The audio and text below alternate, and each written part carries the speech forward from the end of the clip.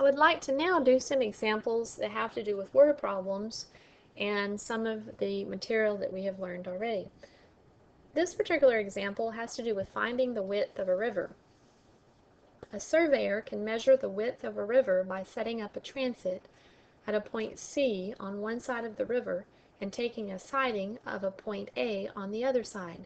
Refer to the figure. After turning through an angle of 90 degrees at C, the surveyor walks a distance of 100 meters to the point B. Using the transit at B, the angle beta is measured and found to be 30 degrees. What is the width of the river rounded to the nearest meter? Now, the first thing I want you to notice about this example is it's a right triangle. In other words, over here at C, they specified that that angle was going to be a right angle. The next thing I want you to notice is beta is a known angle, 30 degrees. Okay, this is going to come in handy in a little bit. Now, the other thing is that they want to go and they want to find the width B, okay, the distance from the point C to the point B.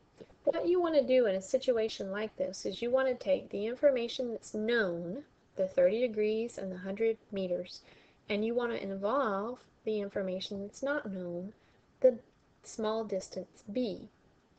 And you want to write a trig function that involves those three measures. Now, because our angle is taken from this location, then the things that you know is you know your adjacent side. And so you want to use a trig function that involves an adjacent side. The thing you don't know is you don't know the opposite side. And so you need a trig function that involves opposite and adjacent. If you're given a choice, always try to use either sine, cosine, or tangent, because those are the problems that your calculator can do if you need to use your calculator. If not, it's still good to do those particular three trig functions. Okay, could I use sine? Sine involves opposite and hypotenuse, so I cannot use sine. Can I use cosine? The same argument applies there. It involves adjacent and hypotenuse. I don't have the hypotenuse, so that leaves only tangent. So what I'll do is I'll say tangent of the angle that I'm given, beta, should equal the ratio of opposite over adjacent. Okay, fill in the things you know. Tangent, beta is 30 degrees. Opposite, I don't know. I'm going to let that be lowercase b. And then adjacent, I do know. That's 100. Okay, so using a trig function, I can go and fill in everything but the variable that I don't know. If you have more than the variable you don't know as unknown, then that means you've used the wrong trig function. To solve this for b, I can take and multiply both sides by 100. And so I get b equals 100 times the tangent of 30 degrees. Now this is a problem that I would not want you to use a calculator for. You know what the tangent of 30 degrees is because 30 is a known triangle. Draw a triangle for 30 degrees. If you have 30 degrees, then your triangle will look something like this. So this is going to be 100 times the tangent is equal to the ratio of y over x. In this case, y is 1 and x is the square root of 3. And so b equals 100 over the square root of 3. If we rationalize that, that would rationalize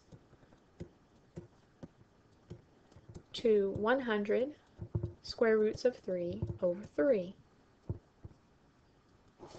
If they need a decimal answer can be found by typing 100 times the square root of 3 divided by 3 in your calculator.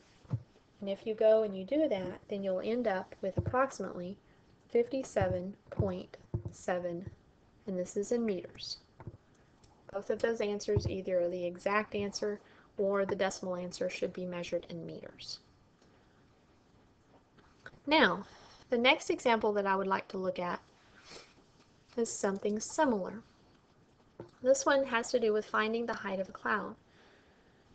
Meteorologists can find the height of a cloud by using an instrument called a ceilometer. A ceilometer consists of a light projector that directs a vertical light beam up to the cloud base and a light detector that scans the cloud to detect the light beam.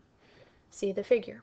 On December 1, 2004, at Midway Airport in Chicago, a ceilometer with a base of 300 feet was employed to find the height of a cloud cover. If the angle of elevation of the light detector is 75 degrees, what is the height of the cloud cover? Now, an angle of elevation, what that means is it's basically telling you that from a particular spot, you are measuring the angle from the horizon up. If it said it wanted an angle of depression is measured from the horizon down. So this particular angle that they're talking about is they're saying from the light detector, the angle up, the angle of elevation is 75 degrees. They tell us that the light projector and the light detector is 300 foot away. So that would give us 300 feet here on the bottom. Now from here we can go and we can do something very similar as what we did in the last problem. The only difference is the 75-degree angle is something that we don't know a triangle for, so we'll have to use our calculator on this problem. On here it's wanting to know the height of the cloud. The height of the cloud from the angle is the opposite. The thing that we know is the adjacent. So once again we can use tangent to do this problem. Let me go ahead and set that up. So we would say that tangent of 75 degrees is equal to the opposite, which we don't know, we'll let that be h for the height, over the adjacent, which is 300. To solve for h, we'd multiply both sides by 300. And so I would have h equals 300 times the tangent of 75 degrees. On your calculator, when you type this in, make sure that you are in degree mode. Okay. Using your calculator, you will get that the height of the cloud is approximately equal to 1,119.6 feet.